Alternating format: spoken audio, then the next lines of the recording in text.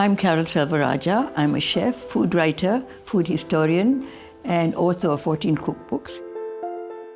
There's a Russian proverb, when you live in the past, you lose one eye. If you've forgotten the past, you lose two eyes. I've reached a stage of my life where I want to share my life with people, my past, my present. It's an autobiography, but it's also the history of people, the story of women who are strong, and the ability to survive, the ability to make things happen, to carry on in spite of everything, and not to be afraid. Because as long as you're honest and as long as you have integrity, the work will be done and it will happen.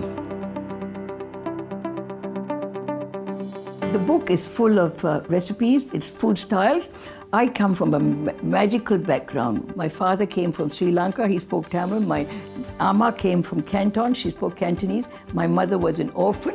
She grew up in a Methodist orphanage that Hokkien people ran. She spoke Hokkien. So all of us spoke different languages. You just blended one into the other.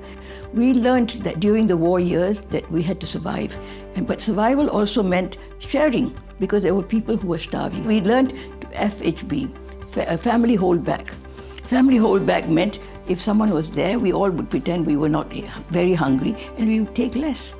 And this was sharing. And I learned that in poverty as well, and in hunger and in deprivation, you could have a good life. Because we learned to make wonderful dishes with one ingredient, which was tapioca or cassava. And we made desserts out of it, we made main meals out of it, we made soups out of it, and somehow they survived. They're heritage recipes, and those recipes are the ones that sustained all of us. There's a little bit of Nonya, there's a little bit of Cantonese, there's a little bit of Tamil, Jaffna Tamil cooking, there's a little bit Malay food as well. And all these recipes come with herbs and spices. And herbs and spices you can grow in your own garden. Asian food is sharing, the gift of sharing. You sit at a table and there are many dishes. You all share the same meals. And in the meantime, with a round table, you have these wonderful endorphins because you're looking at the person in front of you and you're able to enjoy this meal. And happy endorphins happen. And at the end of the meal, you're quite convinced, hey, I had a wonderful meal. It may not be the food, it was just the company. And that's all part of the Asian element of sharing.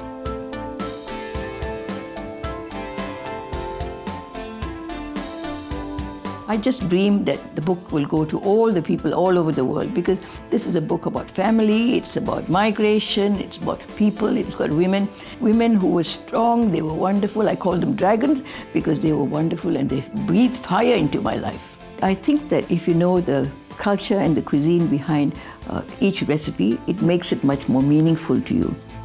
Why have I chosen to crowdfund this book? Well, many of the publishers didn't think this book would really sell because autobiographies are only important if they are Lee Kuan Yew or Mr. Obama.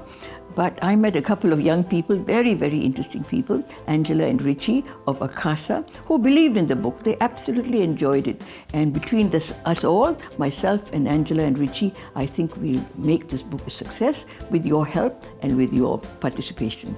The crowdfunding program is to pre-sell the book. And when that book comes out, I will have their name in it and we'll have a personally autographed copy of that to send to them. I hope that with the taking of this book, you might be able to be inspired not only by the food, but by the human spirit, by the strength of the women and survival and the most wonderful things that have happened in my life. Not everything has been wonderful, but it's strength to carry on and go on in spite of everything. I thank you most sincerely for watching this video and hopefully buying this book.